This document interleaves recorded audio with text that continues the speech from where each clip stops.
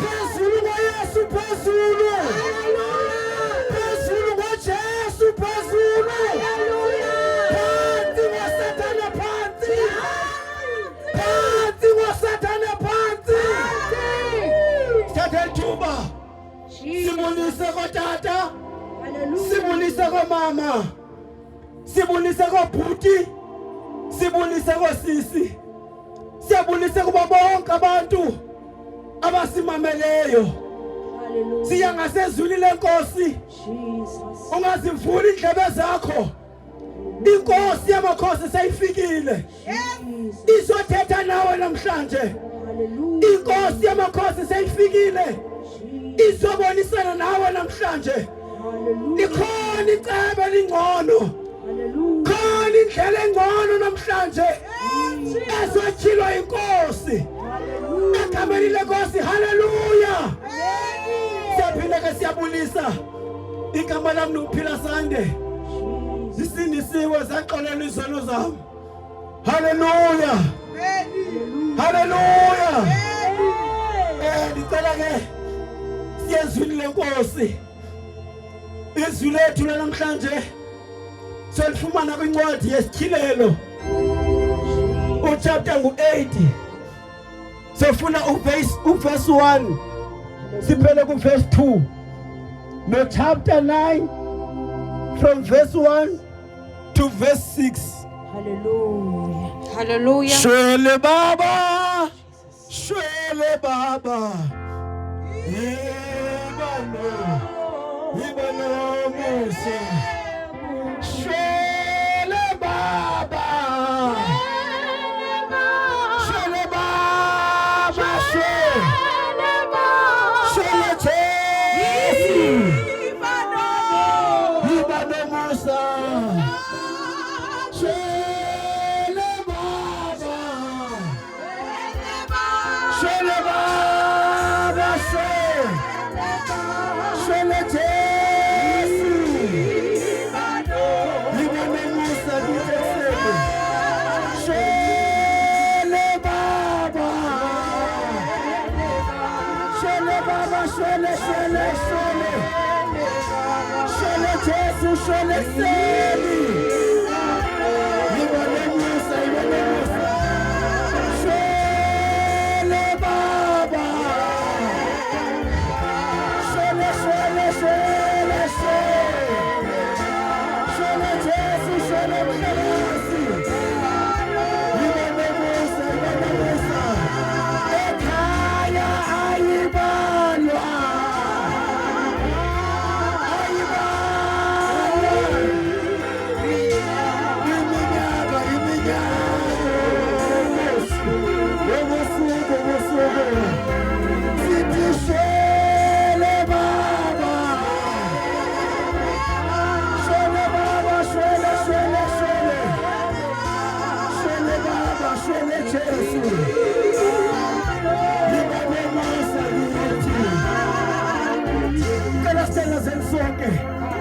Baba wethu namandla onke.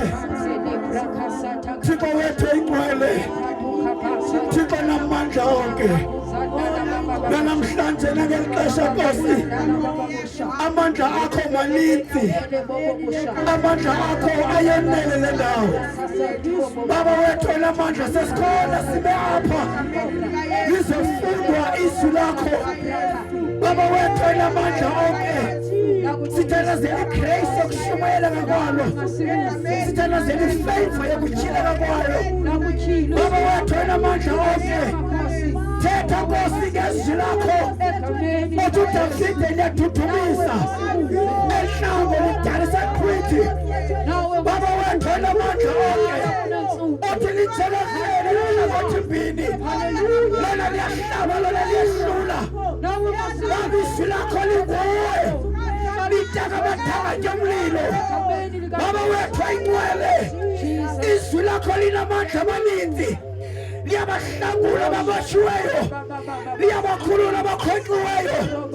Baba izwi lakho namhlanje linawo amandla akutshintsha impilo yale ndawo. Baba izwi lakho namhlanje linawo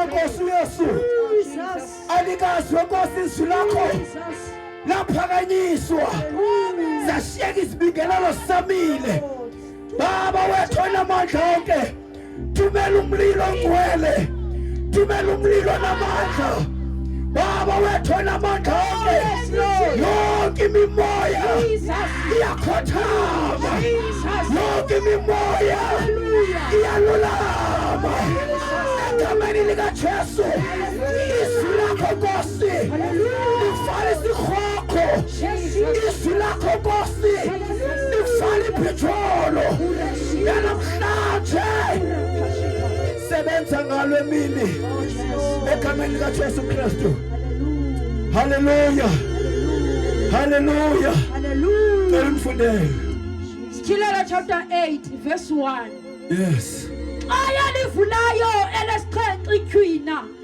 kwabakho ukuzola ezulwini kwangathi sisiqingatha seyure ayikho heading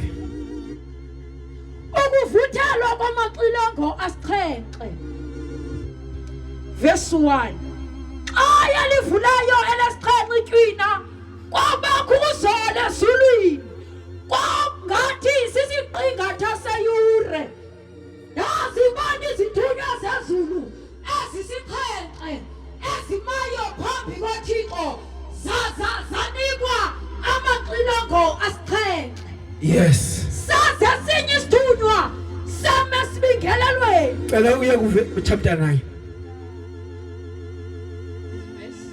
verse 1 sathi esesihlanu isithunywa savuthela ixilongo yabona inkwankwazi iphuma ezulwini yawela emhlabeni sanikwa isitixo sequla lenzonzobila salivula iqula lenzonzobila kwanyuka umsi uphuma equleni apho njengomsi weziko elikhulu lamnyama ilanga nesibhakabhaka ngumsi wequla elo emsini apho kwaphuma inkumbi ezeze emhlabeni zanikwa igunya njengokuba benegunya oonomadudwane bomhlaba kwathiwa kuzo izutyani bomhlaba zingaboni nanye into eluhlaza nanye into engumthi ibe ngabantu bodwa bona abo bangenalo ityhwina likaThixo emabunzini abo zanikwa igunya lokungababulali bathuthunjelwe njengodwa inyanga ezinhlanu intuthumbo yazo yanjengentuthumbo yonomadudwane xa athe wamhlaba umntu ngaloo mihla abantu baya kukufuna ukufa bangakufumani baya kukunqwenela ukufa kusuka ukufa kusabe kubo cela uthandaze egameni likaYesu yaphila izwi lakho shatabra ilakhatabra kasaya egameni likaYesu linamandla egameni likaYesu thetha ngalo Nkosi komkhonzi wakho phimisela Thixo wethu onamandla onke yenzela usuku lwakho egameni likaYesu lo sifa ngaye ebhala lencwadi yesithilelo kuJohane ethi iBhayibheli uJohane wayengumfundi kaYesu uJohane ngabantu abaguquka kuYesu basindiswa ithi ke iBhayibheli yayingabafundi abayi-12 abebehamba noYesu bebona imimangaliso eyayisenziwa nguYesu uYesu engukumkani ephilisa abantu ezifweni zabo exolela abantu izono zabo iBhayibheli ithi ngexesha lonke uYesu elapha emhlabeni wayedibana nabantu abebenesono bengafunwa begxothiwe bebekele ecaleni kodwa uYesu afika abaxolele abahlambulule izono zabo ithi iBhayibheli uJohane wayihamba noYesu apha bakhona embukela uYesu eqolela abantu ababuleleyo eqolela abantu abadlwengulayo eqolela abantu eqabulela abantu abangena bephuma ejele, eqalela abantu abaqothiweyo kwabo ngenxa yezono zabo. uJohane wayeligcina likaYesu yezinto ezenziwa nguYesu emhlabeni. Hallelujah. Ithi iBhayibhile emveni kokuba efile uYesu selengekho emhlabeni, abafundi abayi-12 bahamba beshumayela ekwele endaweni kuthiwa kuseJerusalema, beshumayela begcina ngoYesu, bebabaza amandla kaYesu, besithi uYesu lo waseNazaretha simbonile ephilisa abagulayo.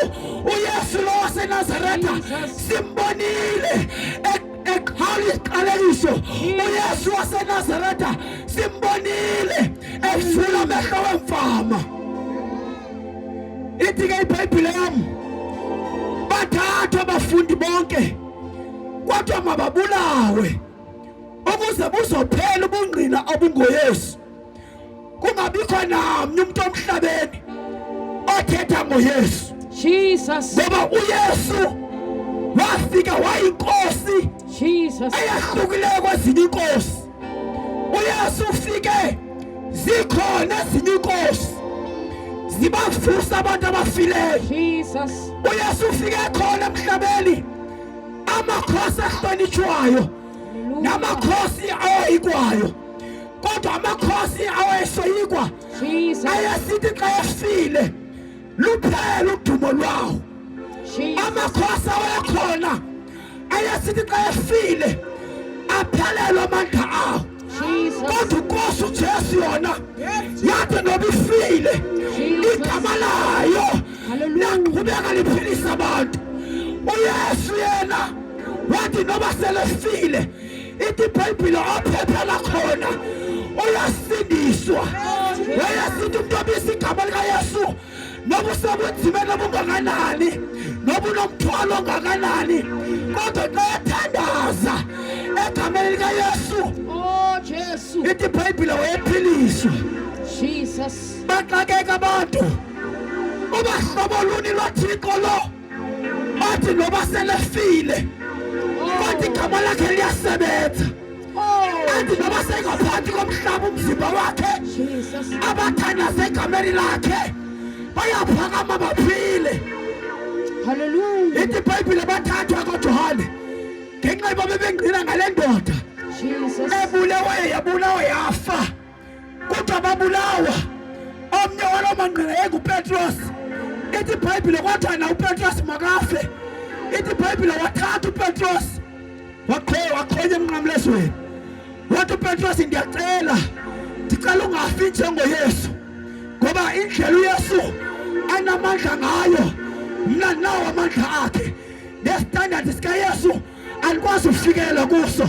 njengoba nindibulala mna, nindibulala izono zam, kodwa uYesu wafayo yena zangafela izono zakhe, wafa ngenxa yezono zabaninzi. ithi ke iBhayibhile bambulawula uPetros bamkhoma emnqamlezweni. bonke abafundi bakaYesu kodwa batshutshiswa ngenxa yokungqina ngoYesu oxolela isono. ithi ke iBhayibhile kwashiyeka umfundi wamnye ogama lakhe linguJohane, lo obhala le ncwadi. ithi iBhayibhile bamthatha kuJohane bathi, Johane, kubantu bebehamba noYesu sele nguwe oshiyekileyo, asizukubulala, kodwa sicela usenzele into enye, khawungqine ngokuphikisanayo nale nto ithethwa ngoYesu. uxelela abantu ukuba le nto ibisenziwa nguYesu ibingekho, ibingamampunge. wathi uJohane, hey, sukela ndimncinane ndahamba noYesu ndambukela amandla akhe ayeqolela izono zabantu, amandla akhe ayavusa abafileyo. wathi uJohane, ngeke ndithathe into engekhoyo ngale ndoda, ndikoke ngoYesu. ndimbonile uYesu evusa uLazaro efile emangcwabeni. kodwa Johane, uba wayithethi le nto siyifunayo, sizokukhupha amehlo ungakwazi ukubona.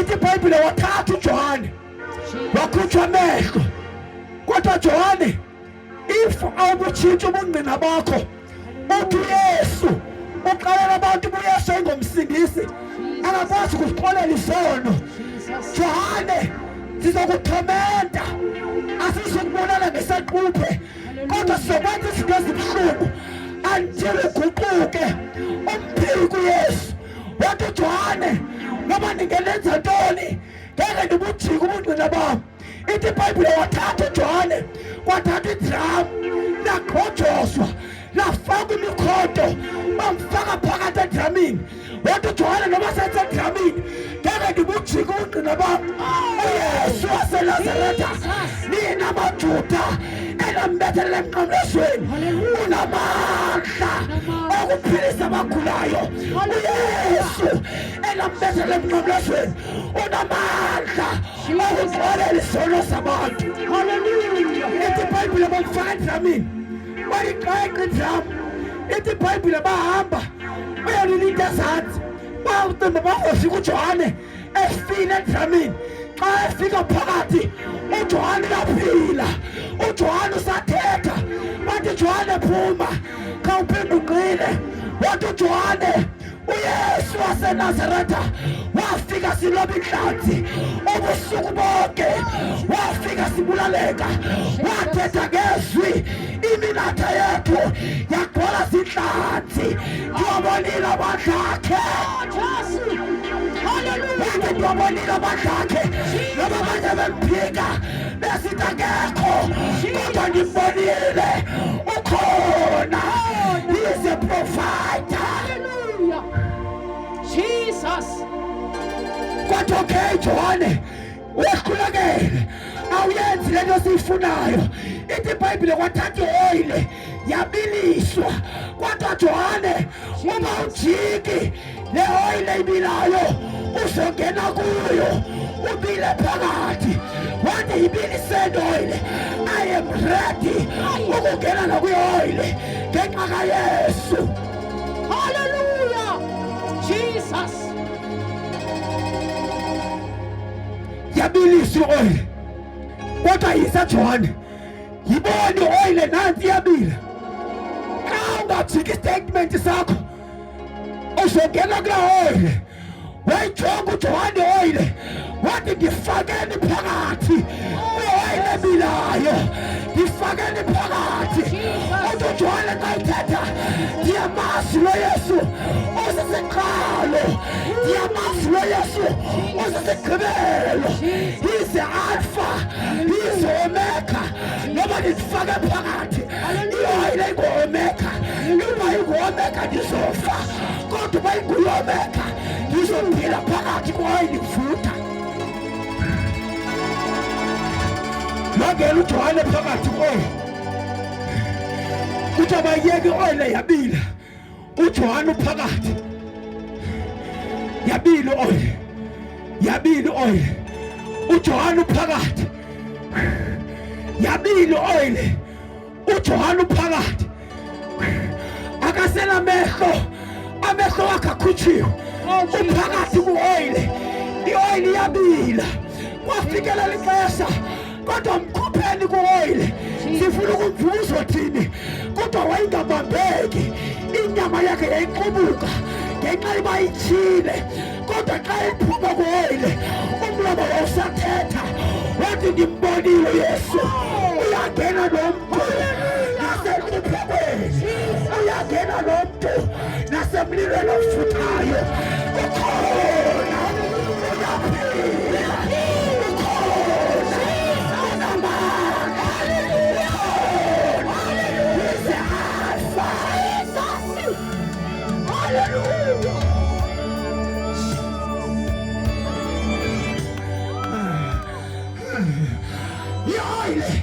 yayimtshisile uJohane ngoba ingalo yayiqubuka bathi kungcono simyeke simshiye esiqithini ahlale yedwa okay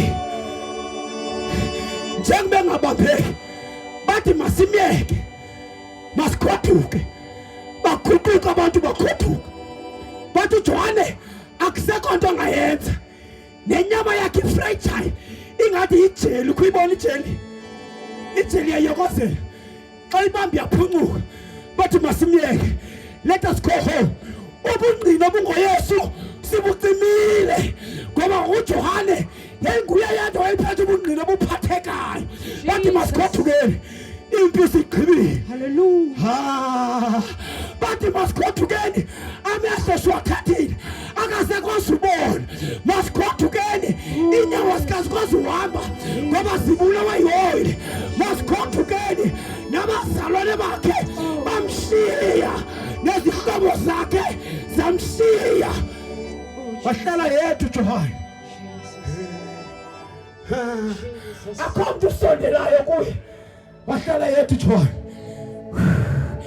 Wathi esehlela uJohane kwavela omunye ubungqina bakhe ebethe xa ingqina, he is the Alpha, he is the Omega. Oh yes. Kwavela ubungqina obuthi uyaqala, obuthi uyagqibela. Wathi esehlela eqala uba ndizoncedwa yintoni, iinyawo zam azikwazi uhamba, ndizoncedwa yintoni, amehlo wabo wakwazi ubona, nalinyawo zingamila, kodwa ndizohamba kanjani ngoba babonayo bandishiyile, abanenyawo bakwazi uhamba bandishiyile. Ngubani ozondonyula kule meko? Yesu. Wathi esehlela uJohane wafika u-Omega. Bathi abantu bemshiyile ngenxa yempilo yakhe, ngenxa yesimo sakhe, wafela u-Omega. Bathi abantu behambile bemrejectile, bathi ngeke saphinda sahamba noJohane ngoba akakwazi ukuhamba, kodwa wafela uJesu. Wathi mna Alfa ndinenyawo, ndizokuthatha ndihambe nawe. Wathi uzondithatha kanjani noba uhamba nam ngeenyawo, ndizobona kanjani? Wathi don't worry, ngamehlo ndizokubonela. Kunezinto ungaziboni, kodwa namhlanje ngoba ndifikile ndizoba ngamehlo wakho. Izinto ezibonwa ngabantu uzozibona nawe, izinto ebehlulekayo ukuzibona ngelihlo lenyama uzozibona. Hallelujah. Jesus. Uzozibona. Hallelujah. Ibhayibhile wahlala uJohane, Jesus. wahlala uJohane Hallelujah. ebona. Jesus. Yathi inkosi kwincwadi kaDanyeli yesithilelo chapter 4, yathi mamela ke ngoJohane, ungenanyawo, ndiyaqala ndiyaphakama ndingu-Omega, ungenanyawo, ungenamehlo, phakama. Ithi iBhayibhile waphakama uJohane wahamba ngenyawo. Lathi izwi lenkosi, bona Johane amehlo avuleka. Uthi uJohane xa evuleka amehlo eqala ukubona, wabona intloni enkulu yasezulwini. Oh Jesu. Jesus. Hallelujah. Hallelujah. Ithi iBhayibhile uJohane xa eqala bona wabona izithunywa zezulu. Ithi igama lazo zaziphethe isibane, ziphethe ixilongo. Uthi uJohane ndajonga, uthi kwakhwazwa, kodwa mamelani izingilosi, vuthelani ixilongo. Silapha namhlanje sizovuthela ixilongo. Yes, Lord. Jesus. Vuthela ixilongo, Hallelujah. sizovuthela ixilongo. Hallelujah. Kodwa jonga, kodwa kwesi sithunywa, mamela sithunywa sesihlanu, phakama ume ngenyawo. Ithi iBhayibhile saphakama isithunywa, sathatha ixilongo, savuthela, sathi mamelani, iNkosi Yesu iyabuya. Sizomemezela nathi namhlanje iNkosi uJesu eyafayo, isifa ngenxa yabaninzi, iyabuya. Oh Jesus. Jesus. Jesus. Sizomemezela nokuhlali lapho, kodwa hlala usazi unendoda ebuyayo. Ithi iBhayibhile bayibulala, kodwa noma ifile umhlaba zingakwazi ukuyibamba, yafika. Hallelujah. Jesus. Sizomemezela indoda egama layo nguYesu, amandayo nolifile kodwa yaphila. Jesus. Funda chapter 9. Verse 1. Satha sesihlanu isithunywa savuthana ixilongo yabona inkwankwazi iphuma ezulwini yawela emhlabeni sanikwa isithixo sequla lentsontsomila salivula iqula lentsontsomila kwanyuka umsi uphume equleni apho njengomsi weziko elikhulu. Ngaliphinde. Satha sesihlanu isithunywa savutha lixilongo ndabona inkwankwazi iphume ezulwini. uJohane ayakhotshiwa amehlwenyama ndanikeza amehlo nguYesu kwaphuma inkwankwazi phezulu yahlala enzonzobeleni apho abantu ababulawa khona, apho abantu abathakathwa khona, apho abantu abaqalekiswa khona. uJohane ndayibona le nkwankwazi isehla yahlala ezantsi enzonzobeleni. Hallelujah. Enzonzobeleni Jesus. kubana yazi inzonzobile. Jesus. Inzonzobile indawo yobumnyama kulapho amagqwirha, inkutsela, amarhamncwe, iinamba zihlala khona. Kulapho ubusuku nemini kukhesa ihlabathi, kulapho ubusuku nemini kukhesa izinyeliso phezu kwabantu. Kulapho amagqwirha namagqirha abizela amandla khona. Kodwa yehla inkwenkwezi yehlala ezantsi enzonzobileni. Funda sisi. Sanikwa isithixo sequla lentsontsomila salivula iqula lentsontsomila kwanyuka umsi uphume equleni apho. Ngayifika le nkwenkwezi enzonzobileni apho igama lakho wonke umntu libizwa khona ebusuku. Kodwa saziphumelele uzofela etywaleni, uzofela kwi-drugs, uzofela ekuthengiseni komzimba. Kodwa yafika inkwenkwezi yamabisiko yathi ndingu-alfa, yathi ndingu-omega. Bakukhuphela amehlo, bakuqalekisa, bakwenza iphara, bakwenza umbulali, bakwenza isidlwengu. Kodwa ndiphathe izithixo zokuzovula nokuzokhaqa ababotshweyo. Yafika inkwenkwezi. Siyabonga Jesu. Kwanyuka umsi uphume equleni apho njengomsi weziko elikhulu lomnyamilanga nesibhakabhaka ngumsi wequla elo. Xa ifika enzonzobileni yafika inkwenkwezi yalwa ngoba yindoda yomlilo. Khawuthi ndibuse uvelaphi umsi uvela emlilweni ngoba yindoda yomlilo. Yafika amagqwirha ebopha ikhaya lakho, yafika amagqwirha ebopha impilo yakho, esithi soze uphumelele, esithi soze uye ndawo, yonke into enegama lakho izophelela esithubeni.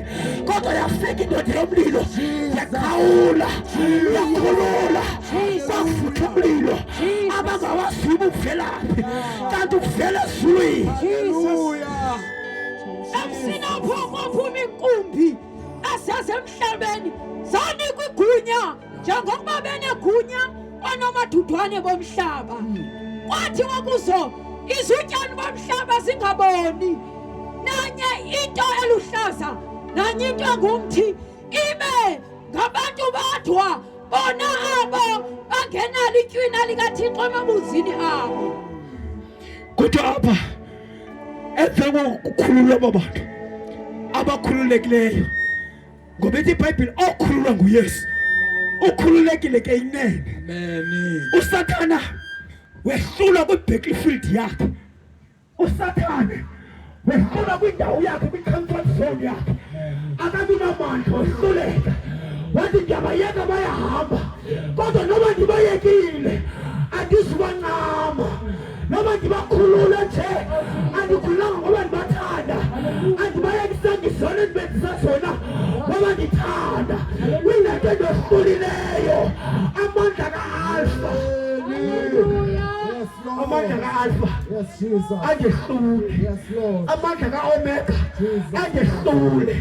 Andisakwazi ukulwa ngoba ndehlulekele, kodwa kasizunikezele ngoba uSathane akanikezeli, asizunqaba ngoba usathana kancane iBhayibhile wakhupha inkumbi sanikwa igunya lokungababulali athuthunjelwe nje kodwa inyanga ezinhlanu intuthupho yazo yayinjengentuthupho yonomadudwane kodwa okay kwenziwe negotiations kodwa ezinkulu zikhutshwayo abantu mazingababulali koko masibathuthumbise koko masibahlalise kabuhlungu bangonwabi sibabona abanye bangena emathafeni hayi ngoba bonwabile kodwa bazama ivoid ukuvala ivoid abanye bangena etywaleni abanye bangena emijolweni hayi ngoba bayathanda kunento bazama ukuyivala ayivaleki kunento bazama ukuyibaleka kodwa ayibalekeki abanye bayathakatha hayi ngoba bayafuna ukuthakatha kodwa indawo babalekela kuyo abanye basinikazela ethaveni bathi kungcono niyothatha ethaveni kungcono niyositshintsha ngotshwala kungcono nitshaye i-drugs nithole kwi-drugs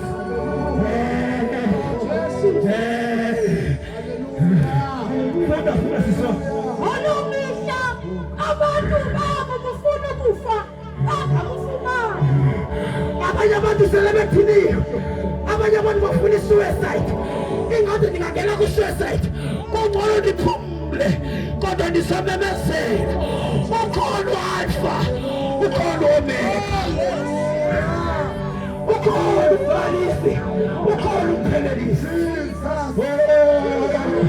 uJohane bhala le ncwadi amehlo wakhe awasekho akhutshiwe abalakathiwa ndiyabona uthi ukamva lawo ulahlekene nalo ingathi nawe ndiyabona uyalila kodwa nabazali abazali bamathathu kodwa nizomemeza ukhona u-Alpha ukhona u-Omega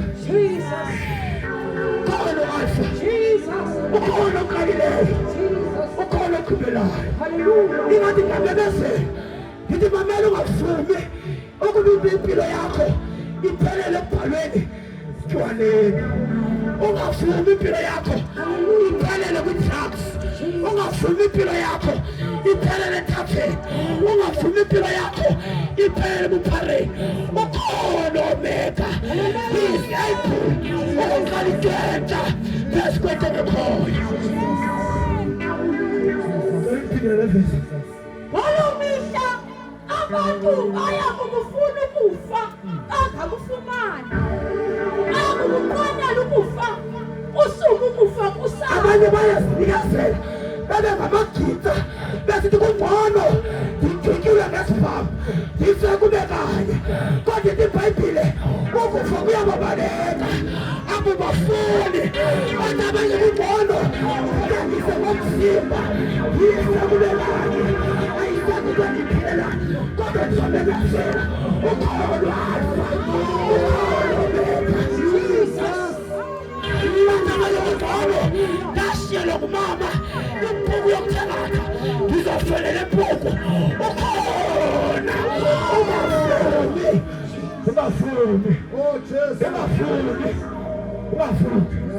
ungafuni yize Alpha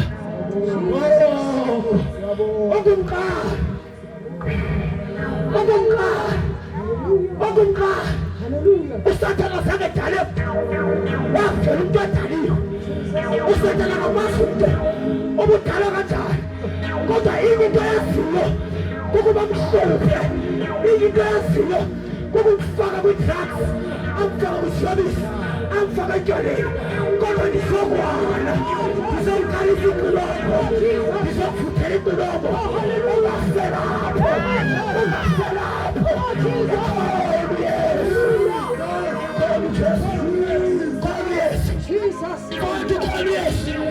unawo amandla akukhupha kwi-drugs unawo amandla akukhupha etywaleni unawo amandla akususa etywaleni asithi abantu bayithobe edolobheni bazofela apha lo kodwa yeyabhala uthi impilo yakhe apha bagqiba khona nathi nguYesu ndiyaqala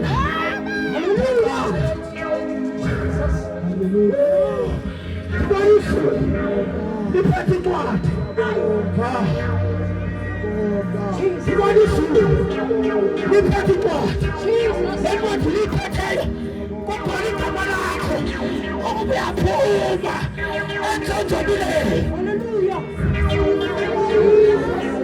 Ngibona igilosi liphethe incwadi isithi uyaphuma emtholweni. Ngibona igilosi liphethe incwadi isithi uyaphuma ephakathi. Ngibona igilosi lifuna igama lakho ithi namhlanje ayakufuleka bephila, namhlanje ayakufuleka bangcwaba.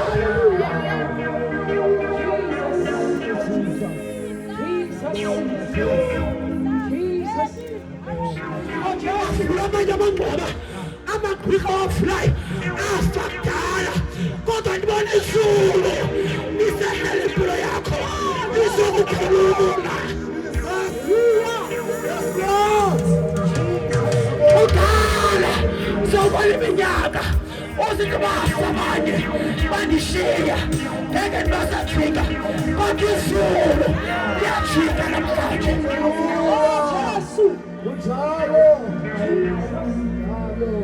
Yamama yatata impilo yakho ayishiphelelayo libhaliwe igama lakho, libhaliwe igama lakho. Phakamisa izandla zothandana, phakamisa izandla zothandana, phakamisa izandla zothandana. Oh hallelujah, phakamisa izandla kule ndawo kuyo zothandana. Izulu libona zizandla, izulu lizibona zizandla. Ithi na baba engibafunayo, na baba engabafelayo, na baba engiphiwe kule emhlabeni ngizobasindisa. Balele sengaphambili, sengaphambili, sengaphambili, sengaphambili, sengaphambili, sengaphambili. Yakhulula igama lakho, sengaphambili, yakhulula igama lakho, sengaphambili. Inkosi namandla, sengaphambili.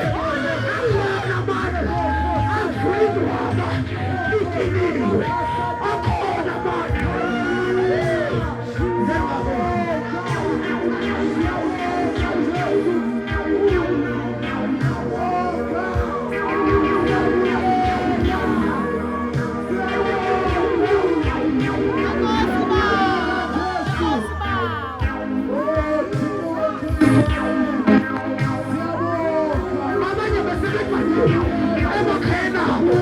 Abanye sebelityele abasenziwa namagama abo, kodwa namhlanje bazobona bengena besithi mama tata ngibuyile ekhaya.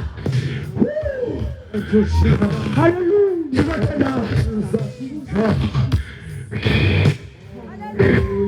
Kunamandla sezulwini asitula abathakathi, kunamandla sezulwini esitula uSathane, kunamandla sezulwini akhula abantu abaphethe izithixo zomhlaba, kunamandla asezulwini.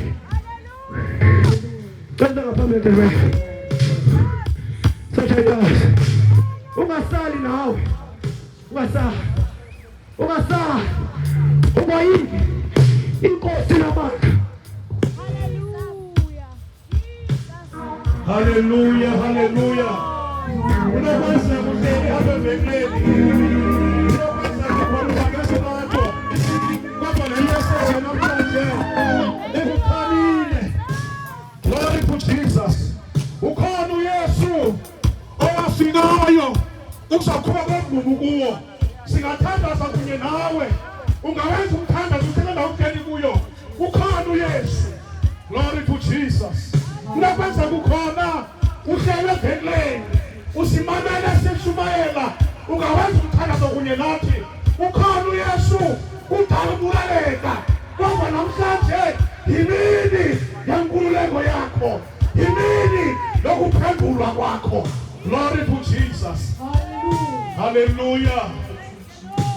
Usavulekile umnyango, uvulekele wena.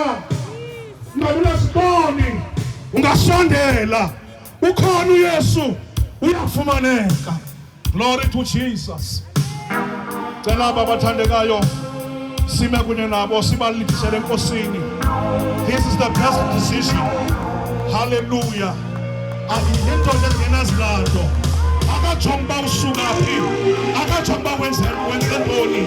But wakela wonke irrespective of your background. If it's talking about wenze ntoni, uyakwamkela. Ithuba lakho nawe sivulekile izandla sika